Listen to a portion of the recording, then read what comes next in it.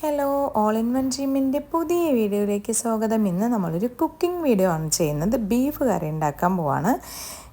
വെളുത്തുള്ളി ചതച്ചത്, പച്ചമുളക് നടുകെ പൊളിച്ചത്, ഇഞ്ചി ചതച്ചത്, സവാള അരിഞ്ഞത്, ചെറിയുള്ളി അതേപോലെ ചതച്ചത്, കറിവേപ്പില, പിന്നെ നമ്മൾക്ക് വേണ്ട മസാലകൾ കുരുമുളക് പൊടി, മല്ലിപ്പൊടി, ഗരം മസാല, മീറ്റ് മസാല, പെരിഞ്ചീരകം, ഏലക്കായ്, പട്ട, പിന്നെ നമ്മൾക്ക് മുളക് പൊടിയും മഞ്ഞൾപ്പൊടിയും ആണ് വേണ്ടത്. ഇനി നമ്മൾ കഴുകി ക്ലീൻ ചെയ്ത് വെച്ച ബീഫിലേക്ക് 2 കിലോ ബീഫാണ്, ആവശ്യത്തിന് ഉപ്പ്, പിന്നെ എല്ലാ മസാല പൗഡറുകളും നമ്മൾ അതിൽ ചേർക്കുന്നുണ്ട്. അതേപോലെ തന്നെ നമ്മൾ ചതച്ച് വെച്ച ചെറിയുള്ളിയും ഇഞ്ചിയും സവാളയും പച്ചമുളകും 2 തണ്ട് കറിവേപ്പിലയും കൂടെ ഇട്ട് നന്നായിട്ടൊന്ന് മിക്സ് ചെയ്തെടുക്കുന്നുണ്ട്. നന്നായി മിക്സ് ചെയ്ത് മാറ്റി വയ്ക്കാം. നമ്മളിത് അടുപ്പിലാണ് വെക്കാൻ പോകുന്നത്. അത് മൺചട്ടിയിലാവുമ്പോൾ നല്ല ടേസ്റ്റായിരിക്കും, ഒരു പ്രത്യേക ടേസ്റ്റായിരിക്കും ഇങ്ങനെ ചെയ്യുന്ന സമയത്ത്. നമ്മൾ ചട്ടി അടുപ്പത്തേക്ക് വെച്ച് വെളിച്ചെണ്ണയിലാണ് പാകം ചെയ്യുന്നത്. വെളിച്ചെണ്ണ ഒഴിച്ചതിന് ശേഷം നമ്മൾ മാറ്റി വെച്ച പട്ട, ഏലക്കായ്, പെരിഞ്ചീരകം ഇട്ടു. പിന്നെ നമ്മൾ മാറ്റി വെച്ച പച്ചമുളക്, പിന്നെ ഇഞ്ചി ചതച്ചതും ഇട്ട് കൊടുത്ത് ഒന്ന് മാറ്റിയതിന് ശേഷം പിന്നെ നമ്മൾ വെളുത്തുള്ളിയാണ് ആഡ് ചെയ്ത് കൊടുക്കുന്നത് കേട്ടോ. അതിന് ശേഷം അത് ഒന്ന് മൂത്ത് വന്നതിന് ശേഷമാണ് നമ്മൾ സവാള ചേർക്കുന്നത്. സവാള ഒന്ന് ഇളക്കിയതിന് ശേഷം തന്നെ നമ്മൾ ചെറിയുള്ളിയും കൂടെ ഇട്ട് കൊടുക്കുന്നുണ്ട്. പിന്നെ അതിൽ ബാലൻസ് ഉള്ള കറിവേപ്പിലയും കൂടെ ഇട്ട് കൊടുത്ത് നന്നായി ഒന്ന് റോസ്റ്റ് ചെയ്യുന്നുണ്ട്. ഒരു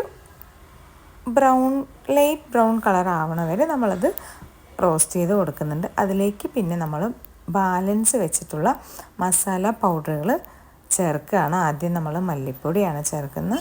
മല്ലിപ്പൊടി ഒന്ന് മണം മാറിയതിന് ശേഷം മുളക് പൊടി, പിന്നെ നമ്മൾ ഗരം മസാല, അതേപോലെ മീറ്റ് മസാല, അങ്ങനെ എല്ലാ പൗഡറുകളും നമ്മൾ ഇട്ട് നന്നായിട്ടൊന്ന് റോസ്റ്റ് ചെയ്ത് കൊടുക്കുന്നുണ്ട്. കുരുമുളക് പൊടിയും ഒക്കെ ചേർക്കുന്നുണ്ട് കേട്ടോ. അതെല്ലാം റോസ്റ്റ് ചെയ്തതിന് ശേഷം നമ്മൾ ആ ബീഫ് മാറ്റി വെച്ചത് മസാല പുരട്ടിയത് നമ്മളതിലേക്കിട്ട് നന്നായിട്ട് ഇളക്കി കൊടുക്കുന്നുണ്ട്. ആദ്യം നമ്മൾ പെട്ടെന്ന് തന്നെ വെള്ളമൊന്നും ഒഴിക്കാതെ ഒരുപാട് നേരം നമ്മൾ ഒന്ന് ചുരുട്ടിയെടുക്കുക എന്നൊക്കെ പറയും. അപ്പോൾ അതുപോലെ നന്നായിട്ട് ഈ എണ്ണയിലൊന്ന് ശരിക്കും റോസ്റ്റ് ചെയ്തെടുക്കുന്നുണ്ട്. അത് അടച്ച് വെച്ചിട്ടും അങ്ങനെ ഒരുപാട് നമ്മൾ കുറേ സമയം ഈ ബീഫ് ഇളക്കിയിട്ട് മൂടി വെച്ച് വീണ്ടും നമ്മൾ അതേപോലെ കുറേ സമയം റോസ്റ്റ് ചെയ്ത് കൊടുത്തിട്ടാണ് നമ്മൾ അവസാനമാണ് അതിലേക്ക് വെള്ളം ചേർക്കണം കേട്ടോ. ഇപ്പോഴും നമ്മൾ വെള്ളം ചേർത്തിട്ടില്ല. നല്ല പോലെ തന്നെ ഒന്ന് ആ ആവിയിലൊക്കെ ഒന്ന് ഇതായി. ഇപ്പോൾ അതിൽ നിന്ന് തന്നെ ചെറുതായിട്ട് അതിൻ്റെ വെള്ളമൊക്കെ വരുന്നുണ്ട്.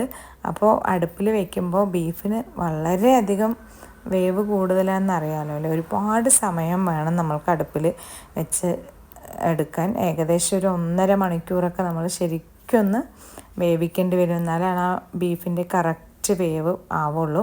അതേപോലെ വെള്ളം അടുപ്പിൽ നമ്മൾ വിറകിട്ട് കത്തിക്കുന്നതിനനുസരിച്ച് വെള്ളം വേഗം വറ്റിപ്പോവും. അപ്പോൾ നമ്മൾ ആദ്യം കുറച്ച് വെള്ളം ഒഴിച്ചിട്ട് നന്നായിട്ട് തിളപ്പിച്ചെടുത്ത് പിന്നെ കുറച്ചും കൂടെ നമുക്ക് ഈ ബീഫിൻ്റെ വേവിനനുസരിച്ച് നമ്മൾ വെള്ളം ചേർത്ത് അടച്ച് നന്നായിട്ട് കുറുകി വന്നിട്ടുണ്ട്.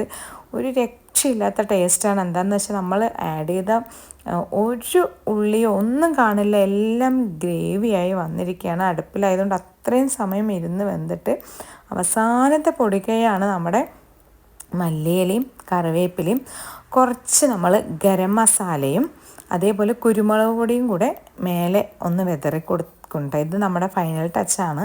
അപ്പോൾ ഇതും കൂടെ കഴിഞ്ഞാൽ നമ്മുടെ അടിപൊളി ബീഫ് കറി റെഡിയായി. അപ്പോൾ വീഡിയോ ഇഷ്ടമായാൽ തീർച്ചയായിട്ടും സപ്പോർട്ട് ചെയ്യണം. Thank you.